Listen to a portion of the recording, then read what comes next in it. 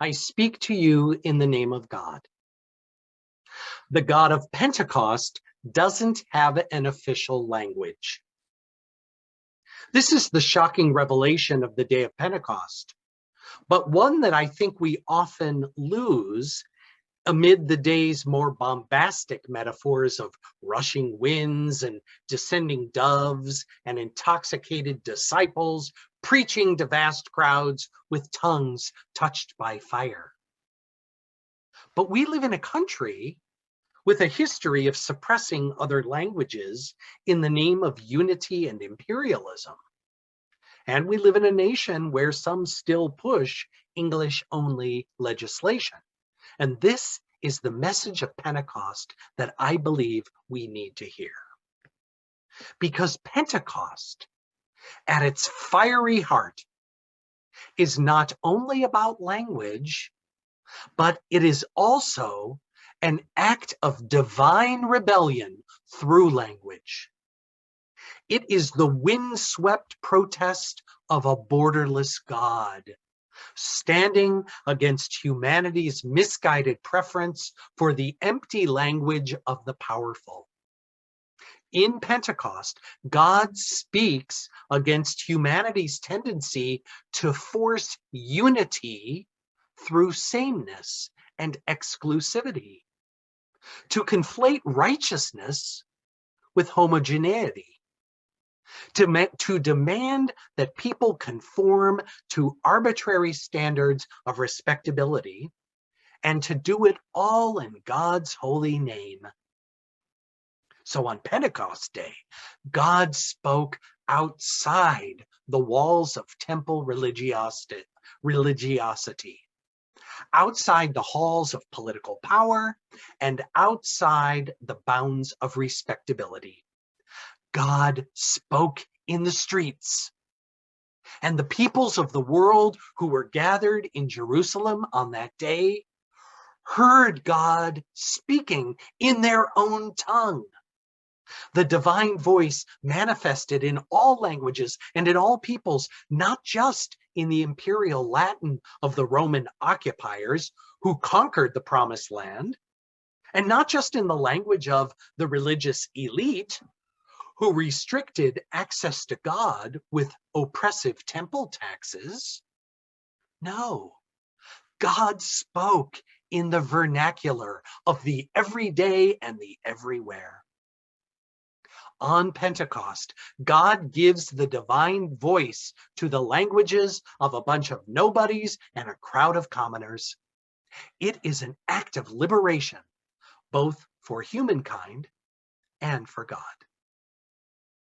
And we should never underestimate the subversive power and the importance of the multilingual way in which God enters the world on Pentecost. Language and the culture it builds are the bricks and mortar of power. Think about it. Powerful countries like ours have used language as a weapon to have restricted the languages of other peoples in order to oppress and eliminate those perceived as different or threatening. Most importantly, we have a history of suppressing other languages as a way to keep the status quo of power for those who are white, male, straight, and of European descent. Our history is just filled with examples. Waves of immigration are often met with linguistic repression and ridicule. From the Chinese in the early 1800s in the United States, or the response to German immigrants and their language in the early 1900s, to Britain's repression of the Irish language altogether. In the United States and Canada, indigenous languages fared even worse, with the government funding Christian missionaries and denominations to forcibly assimilated indigenous peoples into Euro-American culture at residential boarding schools in the 19th and 20th centuries. For those of you who don't know about this, indigenous native children were forcibly removed from their homes, taken away from their parents and their families when they were quite young, and put into residential schools where they were punished and often punished for using the languages of their ancestors and forced to assimilate to American culture by having their hair cut and having all traditional clothing and artifacts removed from them. As if it weren't enough to perpetuate genocide against them and to force their exile and to steal and extort their lands, we wanted to destroy any meaningful future of many of their cultures may have had, and as a result, make it easier for the demands for justice by indigenous groups to be ignored and denied without any real ramifications for the powerful. Just study the history of treaties with Indian nations in our country.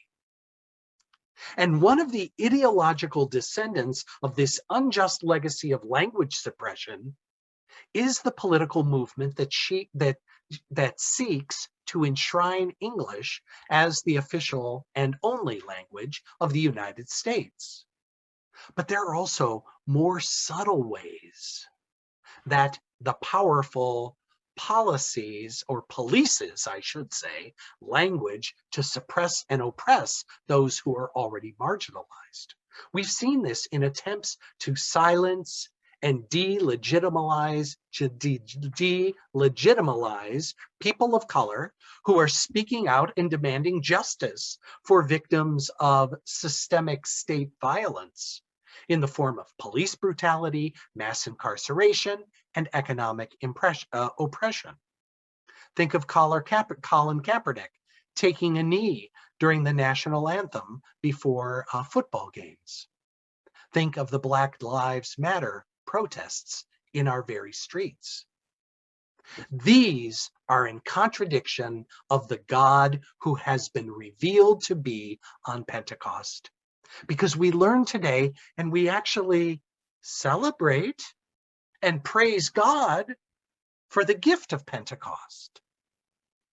We believe that it's shown to us that we have a God of many tongues, a God of many peoples, a God who doesn't have an official language other than love, a God who doesn't silence, but empowers the speech of the oppressed, the brutalized, and those who are marginalized.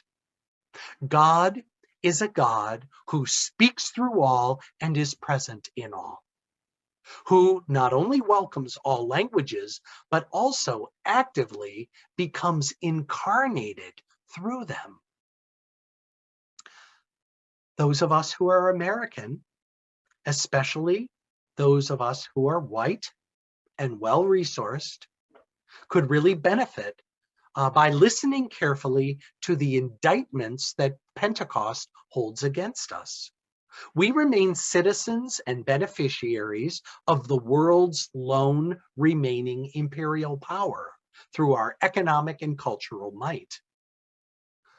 I think we remain complicit in the sins against and the ongoing injustice toward indigenous people and people of color in what is now the United States. We could benefit from listening carefully to the gospel, to the good news of Pentecost. On that day, when God moved in fiery inspiration, God gave the divine voice to all the languages, to the marginalized, to those in the streets. Anytime a language or a voice crying out is suppressed, it is God's voice too that we are attempting to silence. We might do well to participate in Pentecost with this in mind, listening for the voice of God among the silenced, the powerless, those who have been ignored or forgotten, the oppressed, the nobodies. Pentecost wasn't just about evocative images of fiery tongues and a rushing wind. Pentecost was a rebellion against those that would seek to restrict God to a single respectable or official language of a single righteous people or a single systematic theology. Pentecost was a protest in which God refused to be silenced by the language of the powerful. Instead, on Pentecost, God spoke, and the people in the streets understood God in their own language. And they too spoke in the tongues of angels, in the divine voice. Nothing could have been more subversive.